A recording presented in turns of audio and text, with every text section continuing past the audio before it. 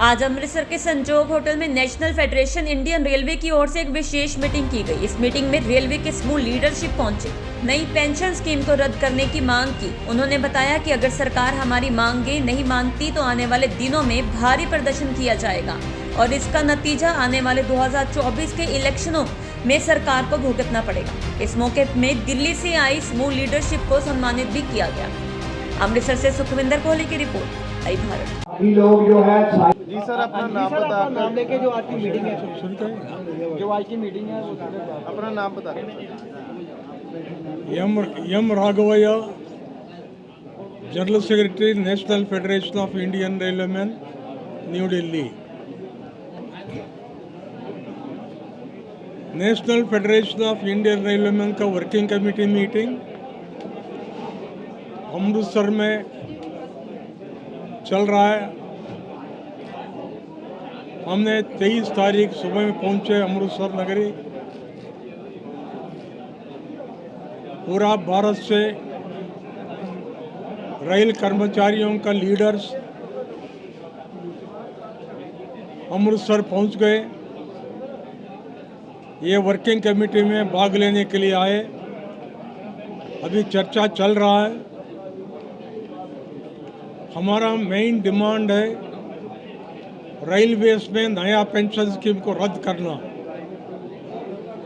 2 rail मंत्री भारत सरकार को लिखित पूर्वक प्रपोजल दिए। रेलवेज का वर्किंग कॉम्प्लेक्स है, यूनिक है। रेलवेज में फौज में किस ढंग से सोल्जर सैक्रिफाइस करता, वही क्रम में रेल कर्मचारी दिन रात काम करते, रिमोट में काम करते, जंगलों में काम करते और ऑन ड्यूटी पे मरते। ये जस्टिफिकेशन बना के डिफेंस फोर्सेस को जो प्रपोजल रूल है वो रूल अप्लाई करके नया पेंशन स्कीम को वापस लेना।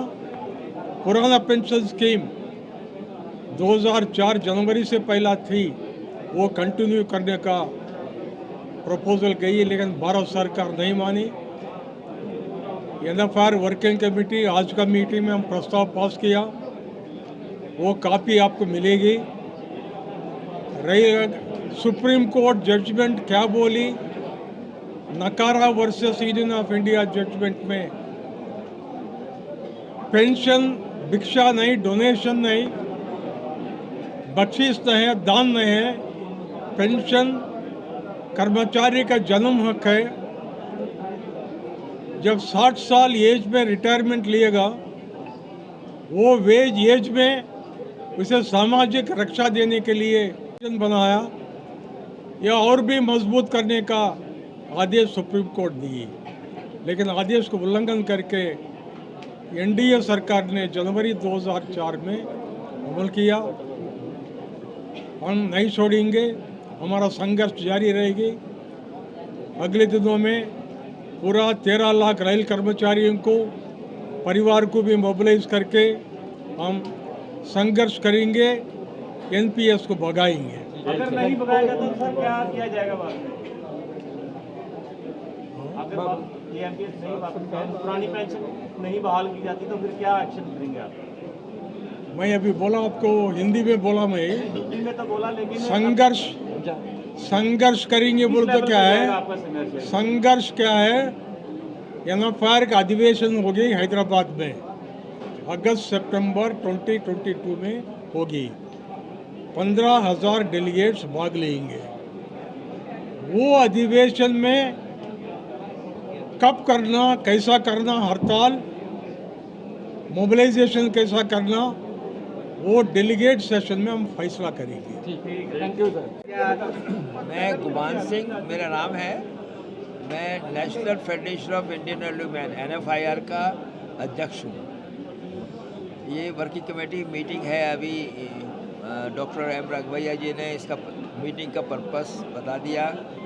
मैं आपको आपके माध्यम से पूरे देश और जनता को ये बताना चाहता हूँ कि रेलवे जिस प्रकार से सरकार रेलवे के एसेट्स को बेच रही है और प्राइवेट के हाथों में देना चाहती है, ये विनाश की दिशा है।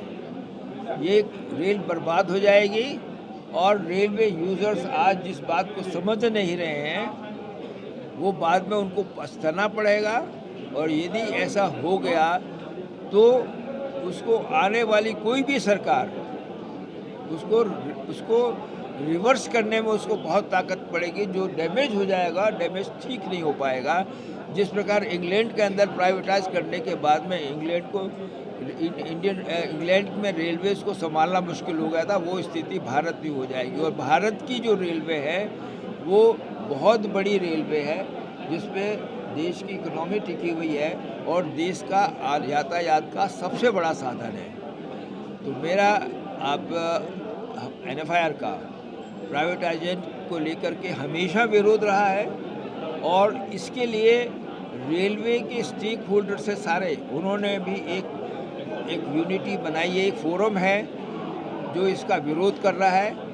और इसके अलावा जितने भी दूसरे केंद्रीय और जो पब्लिक सेक्टर अंडरटेकिंग्स हैं उनका भी एक फोरम बना है, वो भी ऑर्गेनाइज कर रहे हैं। इस प्रकार से पूरे देश में प्राइवेटाइजेशन को लेकर के विरोध चल रहा है।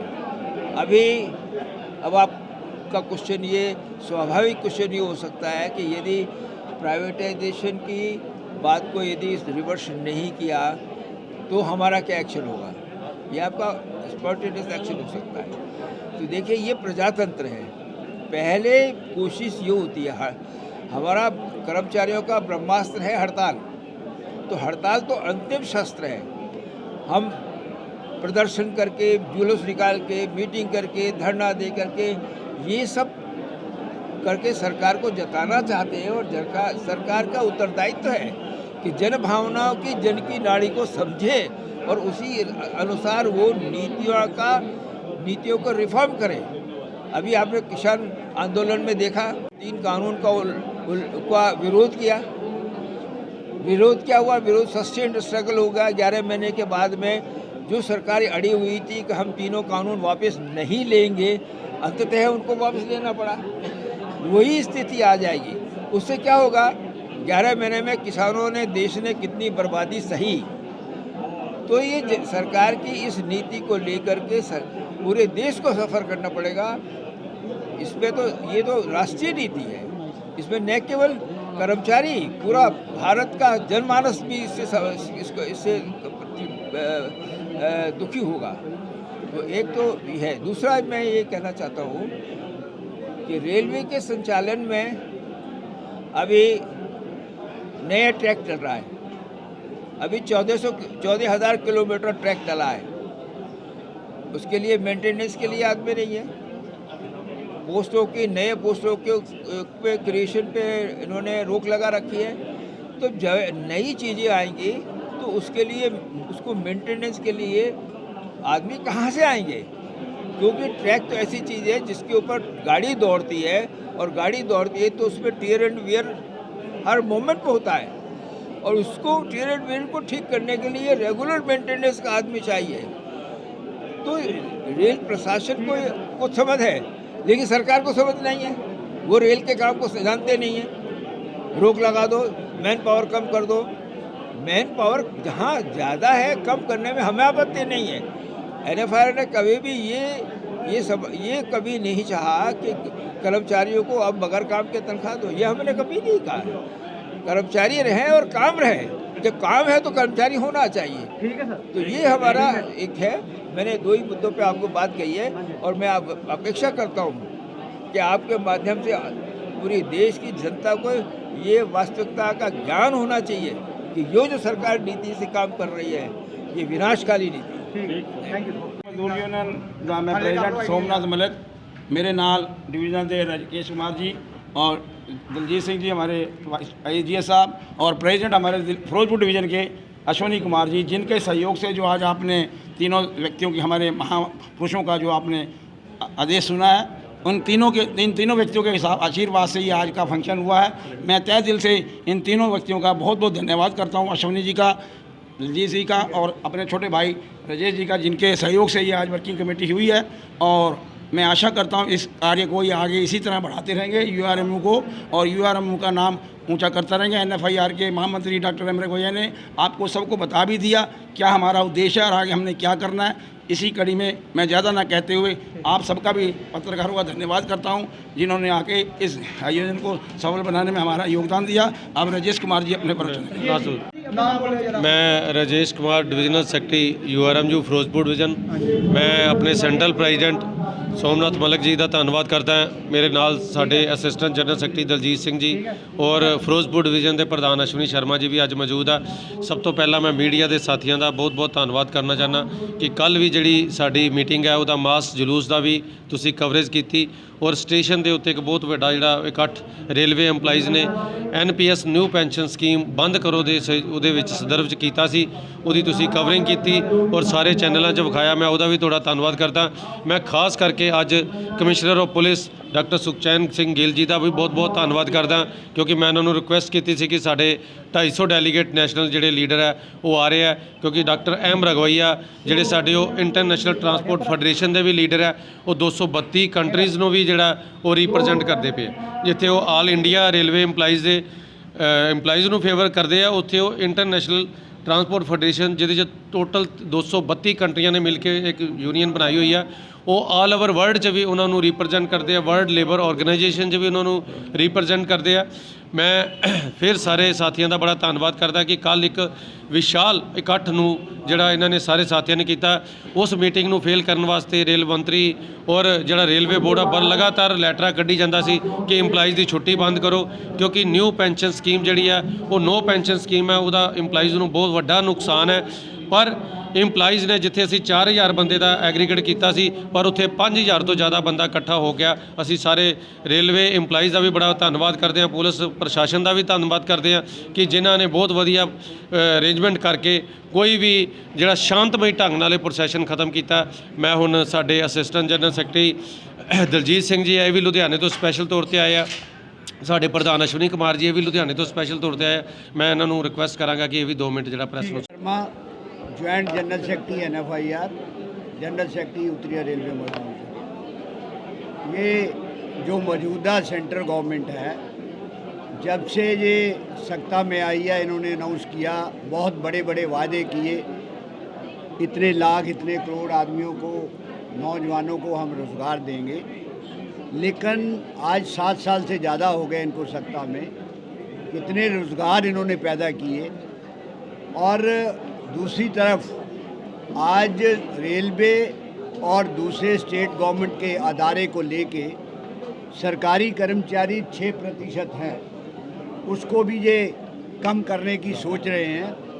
रेलवे के अंदर 3 लाख पोस्टें खाली पड़ी हुई हैं। अगर रोज़गार देना चाहते हैं, क्योंकि रेलवे की जो जॉब है वो रेगुलर नेचर की जॉब है। अगर पुराना इतिहास देखेंगे, रेलवे में सफाई का काम भी, जो कोचेज को साफ़ करना, ट्रैक को साफ़ करना, रेगुलर नेचर का काम है। कोई भी लेबर मिनिस्ट्री ने रेलवे में ठेकेदारी की कोई परमिशन नहीं दी हुई है।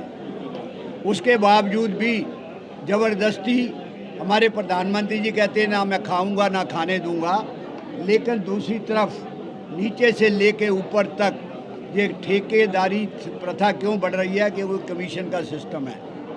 क्वालिटी कोई नहीं, स्टैंडर्ड कोई नहीं, मटेरियल कोई प्रॉपर सप्लाई नहीं होता। रही बात ये हमारे जो NFIR के बड़े नेताओं ने बात कही है, लो पेंशन स्कीम है। भारत सरकार ने जो कहा है नई पेंशन, कोई नई पेंशन स्कीम नहीं, नो पेंशन स्कीम है। क्योंकि पेंशन में 2004 के बाद किसी को पेंशन के पे ऑर्डर की कापी PPO नहीं मिलता, जबकि जो पुराने साथी हैं, हम लोग हैं रिटायर हुए, हमें PPO मिलता था जो गारंटी है कि ये पेंशन है। पेंशन नहीं है। इन्होंने प्राइवेट फर्म में जा थोड़ा एफिलेटेड है उनको पकड़ के जो रेलवे कर्मचारियों का प्रोविडेंट का फंड है उसके अंदर इन्वेस्ट किया है, जिसमें 10% रेलवे कर्मचारियों की वेतन से कटता है, 14% ये मिलाते हैं। और उसके बावजूद भी जब वो रिटायर होंगे उनको उनका प्रोविडेंट फंड अगर 100 रुपया कटा है तो 60 रुपये ही मिलेंगे, 40 रुपये वो खुद अपने पास रख लेंगे और उससे कहते हैं कि हम पेंशन देंगे। कोई पेंशन नहीं है, एक एक्स ग्रेशिया है जिस तरह के LIC या दूसरी बीमा कंपनी करती हैं। तो ये जो कि LIC या दूसरी बीमा कंपनी करती हैं, तो ये जो हमारा आने वाला फ्यूचर है, जो इस देश को चलाने वाली हमारा युवा शक्ति है, उनके साथ कठोराघात है।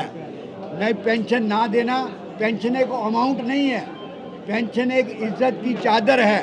पेंशन से बुढ़ापे के अंदर अपने बच्चों के आगे हाथ नहीं फैलाने पड़ते, एक इज्जत से सम्मान से जीवन व्यतीत करता है। इसलिए राजस्थान गवर्नमेंट, आज हम ये फैसला लेने वाले हैं, राजस्थान गवर्नमेंट ने जैसे किया, बिलासपुर गवर्नमेंट ने जैसे किया, हर जोन में जो वो जोन है उनको चीफ मिनिस्टर को बुला के सम्मानित करे और बिलासपुर करे, राजस्थान करे। सेंट्रल गवर्नमेंट के ऊपर बड़ा प्रेशर है। आज की इस मीटिंग का हमने एक नारा दिया, एक पोस्टर निकाला, नई पेंशन स्कीम भारत छोड़ो। हमारे रेल मंत्री जी कह रहे हैं ये कौन सा नारा दे दिया है। हमने कहा हम आपको भारत छोड़ने को नहीं कह रहे हैं, नई पेंशन स्कीम जो है भारत के अंदर से ख़त्म करने की बात कर रहे हैं। तो उनसे बार बार कल तक आज तक रेल मंत्री से आ रहे हैं, टेलीफोन आ रहे हैं, ये क्या हो रहा है, क्यों मीटिंग हो रही है, नेगोशिएशन करते हैं। नेगोशिएशन से अगर डिमांड पूरी नहीं होती तो उसका एक तरीका है, इसलिए NFIR ने आज अपनाया है।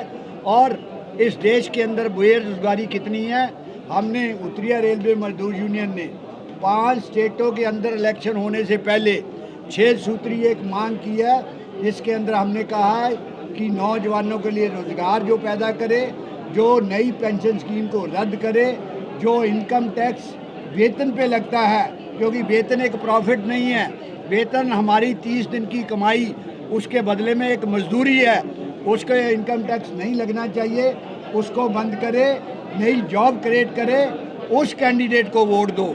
हमारा ये यहाँ का आज रेजुलेशन भी होगा कि 2024 में हम जो है ये धरने प्रदर्शन करेंगे। 2024 के अंदर जो इलेक्शन होगा, तमाम जो कर्मचारी है हम जो है उस कैंडिडेट को सपोर्ट करेंगे जो कर्मचारियों की बात को आगे रखेगा, देश के नौजवानों को बात को आगे रखेगा, जो हमारा महंगाई भत्ता जो 70 साल में कभी फ्रीज नहीं हुआ उसको जो है रिलीज करेगा। जो महंगाई मिलती है, जो फार्मूला बना हुआ है, जो संघर्ष करके महंगाई भत्ते का फार्मूला हमने लिया, रेलवे ने लिया, NFIR ने लिया, किसी ने नहीं लिया, उसको जो फ्रीज करना वो गलत है। तो इसलिए हमारा संघर्ष इसी तरह जारी रखेगा। जय हिंद, जय भारत।